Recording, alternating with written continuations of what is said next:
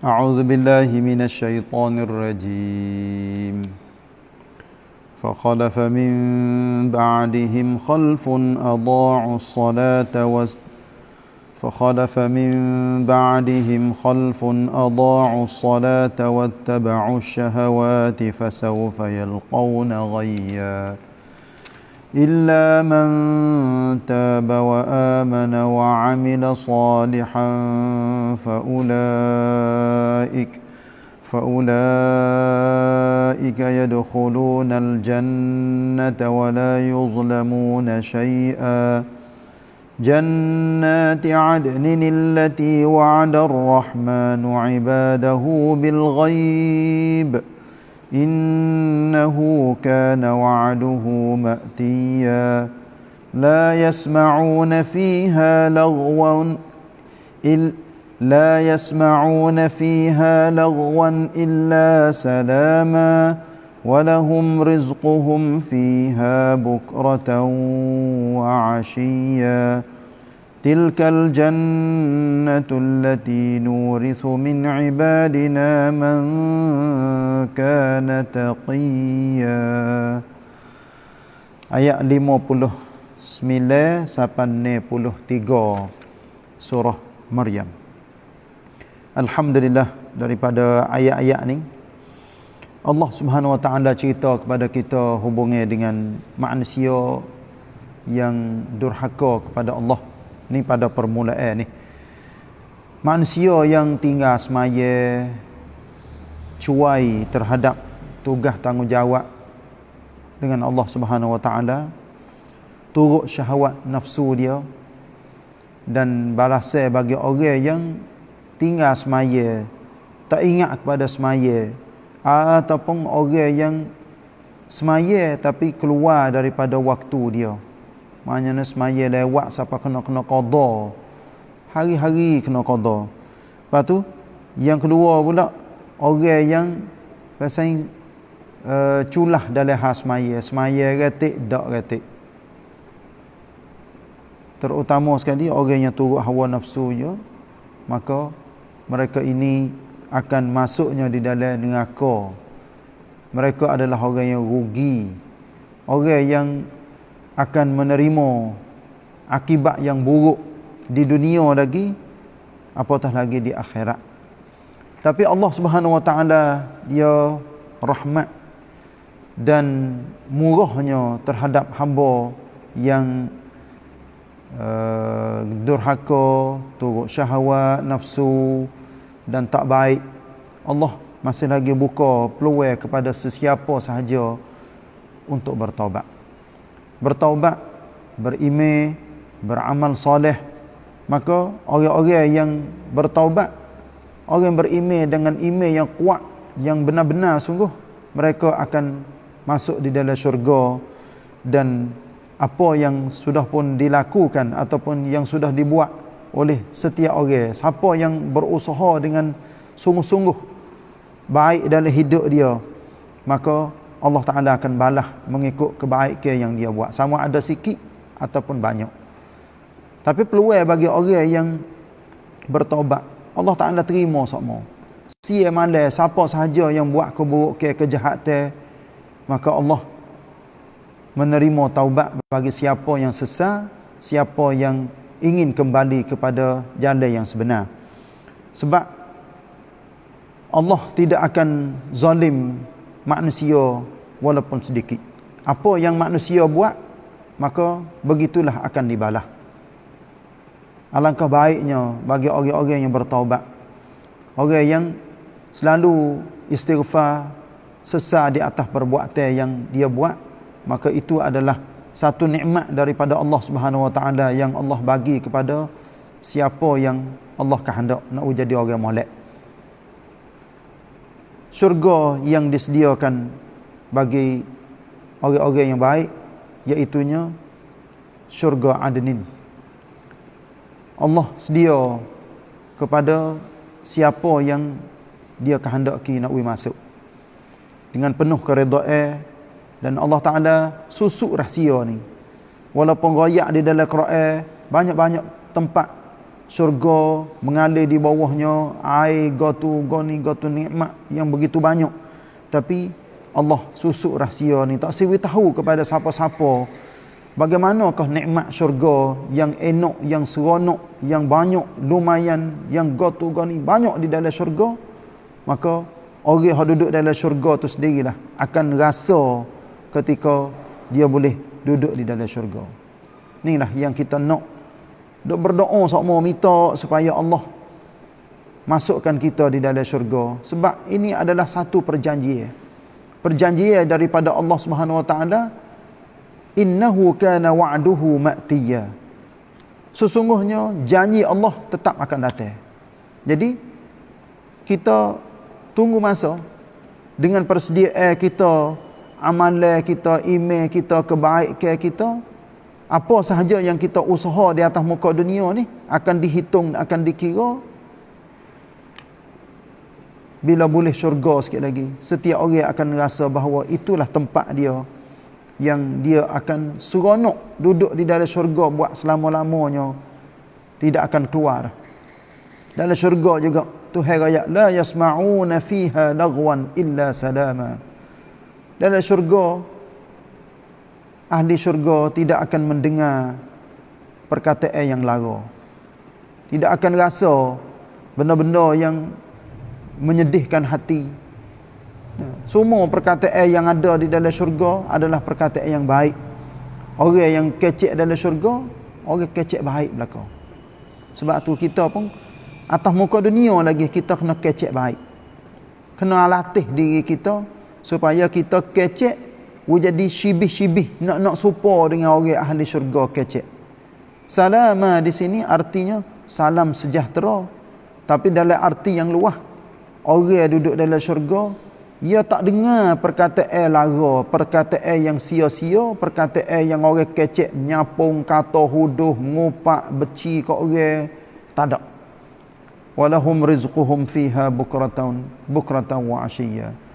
Bagi mereka itu rezeki yang Allah Ta'ala bagi kepada mereka, iaitunya nikmat yang paling tinggi sekali, iaitunya boleh tengoknya Allah Subhanahu Wa Ta'ala dalam syurga pagi dan petang. Bukan saja makan ni, minum ni, seronok. Yang Nabi ayat katanya, sekurang-kurang ahli syurga duduk di dalam syurga, ia akan boleh biningnya 2 orang. Ni bukan bining dia hak asal duduk atas dunia dah. Bining di dalam syurga yang Allah Ta'ala akan beri, iaitunya bining yang menjadi bidadari. Orang tino yang sangat-sangat comel, nampak orak dia. Putih tak putih, Masya Allah, nampak orak. Nak ia hijau, kalau kita gambar katanya, nak orang tino yang sangat comel saat ni, nampak supaya cermin dah kita tengok. Ini rezeki yang Allah Ta'ala bagi kepada ahli syurga. Seronoknya duduk di dalam syurga. Itulah Allah royak pada ayat 63, tilkal jannatul lati nurithu min ibadina man kana taqiyya.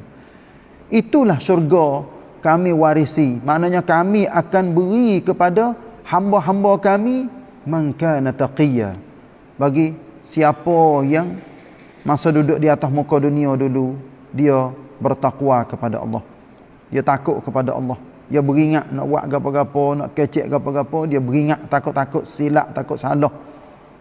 Bahkan kebaikan semua apa yang diperintah oleh Allah, dia buat belaka, dia amal belaka mengikut qadar kuasa dia, dan hati dia sentiasa kasih cinta kepada Allah, cinta kepada Rasul, dan ingat semua kepada kubur tempat ia nak pergi, dan minta semua supaya Allah Ta'ala masukkan dia ke dalam syurga.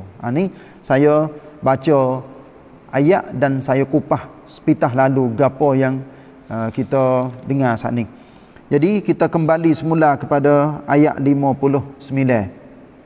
Allah Ta'ala firman, فَخَلَفَ مِنْ بَعْدِهِمْ خَلْفٌ أَضَاعُوا الصَّلَاةَ وَاتَّبَعُوا الشَّهَوَاتِ فَسَوْفَ يَلْقَوْنَ غَيًّا. Ayat belum pada ni Allah cerita kepada kita hubungnya dengan nabi-nabi, rasul-rasul, beberapa orang. Nikmat-nikmat yang Allah Ta'ala bagi kepada nabi memang banyak. Nah, bukan Nabi Muhammad saja ni, nabi-nabi pada zaman dahulu. Siapakah Nabi Muhammad sallallahu alaihi wasallam alaihi wassalatu wassalam. Jadi Allah rayak katanya, ada setengah-setengah anak cucu Nabi, anak cucu orang-orang zaman dahulu, ada yang Allah buka hidayah kepada mereka, mereka menjadi orang berjuruh, orang baik.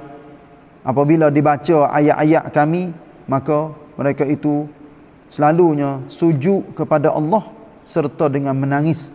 Dia teriak apabila dengar ayat Quran, bila boleh dengar benda-benda yang menjadi ajari Allah Subhanahu wa taala. Tapi masuk ayat 59 ni, Allah ayat sebahagian manusia. Bukan sebahagian sikit dak, sebahagian besar manusia. Kemudian mereka digantikan oleh keturunan-keturunan yang mencuaikan sembahyang serta menurut hawa nafsu dengan melakukan maksiat. Allah ni kita pun tak tahulah dunia yang kita hidup zaman-zaman sekarang ni. Saya berasalah ramainya orang masuk di dalam ayat ni, terutamanya orang-orang kafir, orang munafik, dan termasuk juga orang-orang Islam kita yang tak padu mana dengan agama.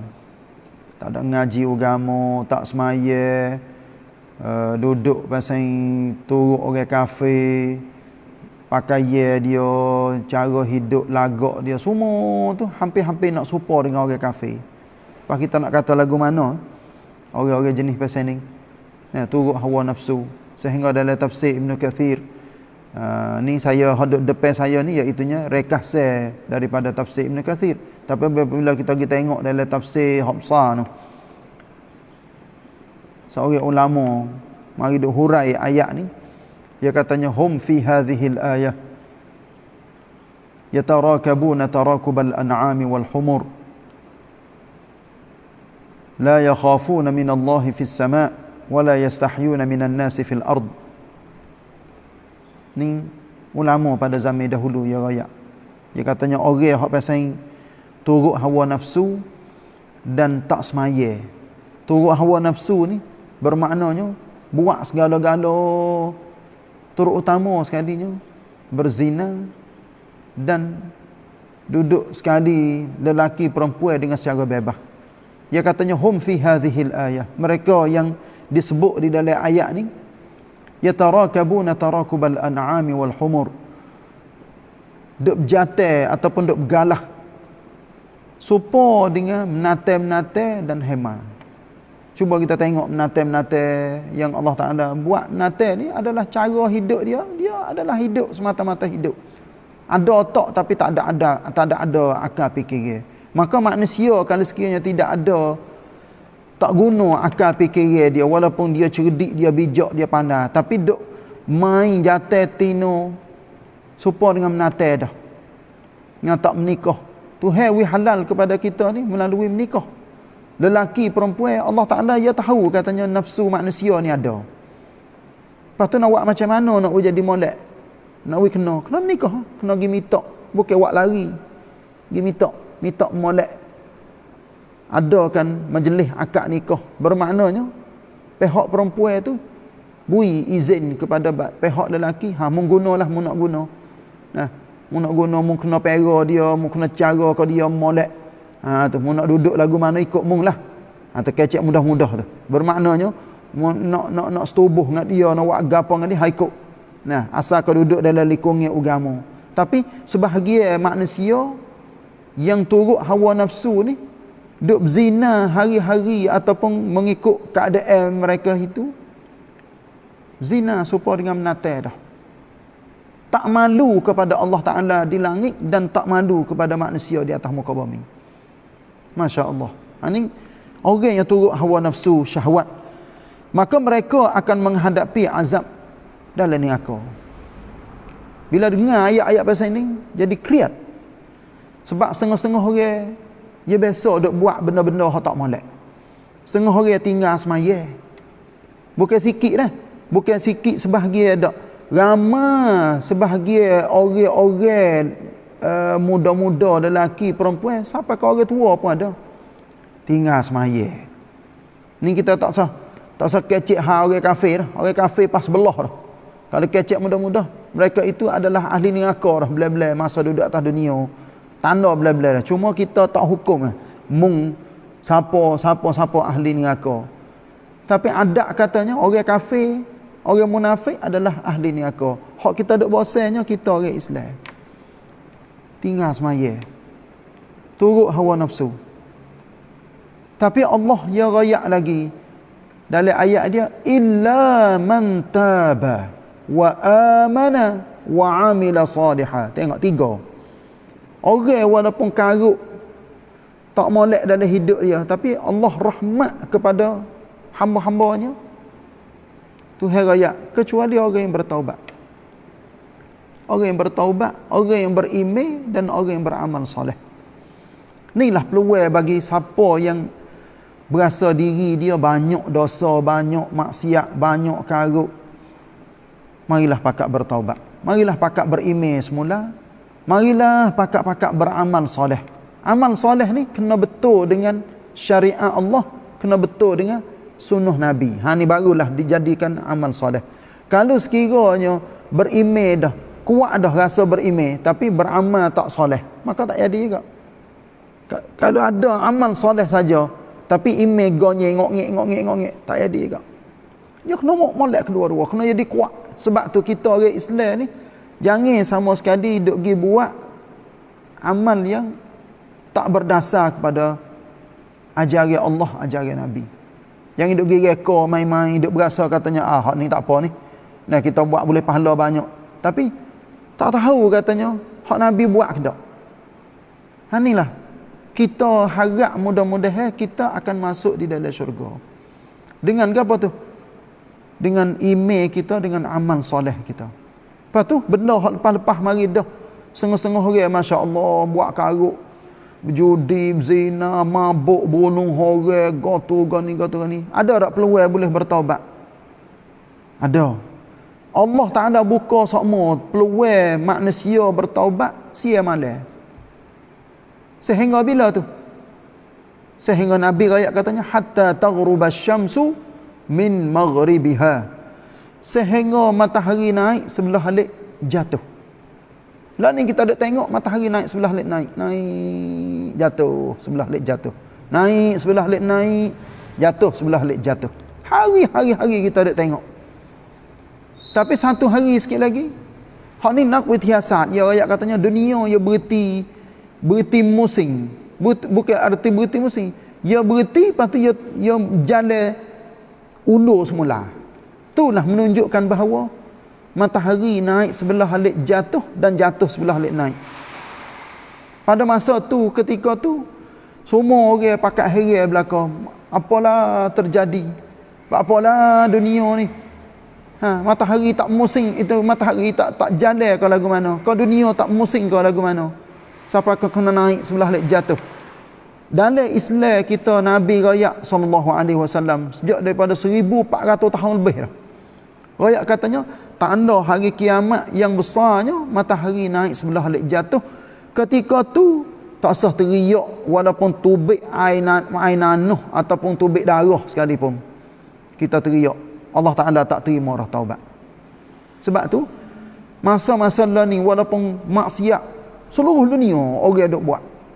Pagi, petang, siang, malam, boleh katakan setiap nanti duk jalan tek orang seluruh dunia pakat duk berzina, duk minum arak, duk suka ria yo ye.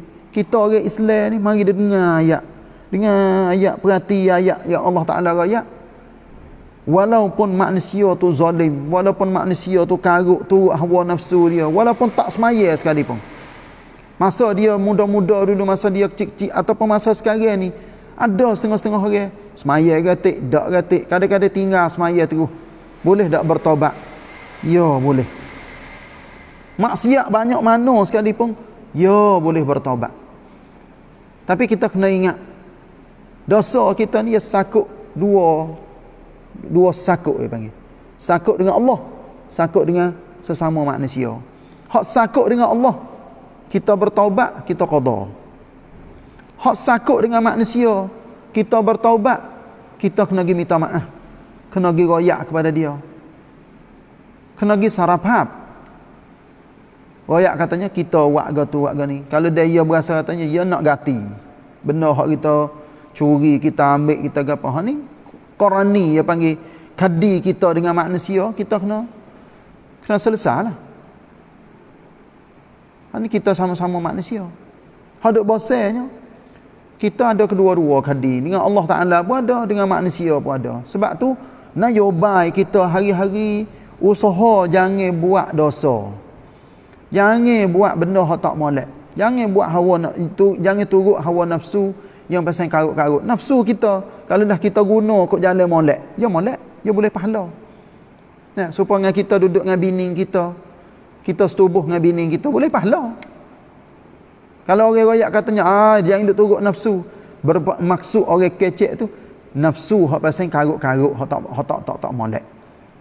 Kita guna nafsu kita kok jalan molek akan jadi pahala kepada kita. Tapi kita turut nafsu kita kok jalan tak molek, duk pergi buat benda tak molek, maka dia berdosa. Alhamdulillah, bagi orang yang bertaubat, beriman dan beramal soleh, Allah rakyat katanya mereka itu akan masuk syurga dan mereka pula tidak dikurangkan pahalanya sedikit pun. Allah dalam surah Al-Furqan yang Allah Ta'ala royak banyak orang yang berdosa. Nah, orang yang berdosa, orang hamba ibadur rahman yang sebenar ni, orang yang tak buat apa, tak curi, tak berzina, tak syirik, tu, tak pergi buat benda-benda yang dilarang oleh Allah Ta'ala. Banyak perkara Tuhan raya, illa man taba wa amana wa amila amalan salihah fa ulaika yubaddilullahu sayyiatihim hasanat wa kana Allahu ghafurar rahima. Kalau sekiranya orang tu duk buat benda-benda hak karut banyak maksiat hak dia duk buat, tapi Allah Taala buka lagi peluang ni sebagai hurai ayat 60 dalam surah Maryam, Tuhan wi peluang kepada setiap orang kecuali orang yang bertaubat ni, beri peluang kepada setiap orang, iaitu siapa tu? Illa man taba wa amana wa amila amalan salihah. Supaya dengan ayat kecuali orang bertaubat, orang beriman dan orang yang beramal dengan amalan soleh. Fa ulaika yubaddilullahu sayyiatihim hasanat. Maka mereka itu Allah Ta'ala ganti, tukar benda-benda hak biasa dia duk buat benda karut jahat, Tuhan tukar jadi amal soleh belaka. Ini rahmat Allah Ta'ala bagi orang yang bertaubat.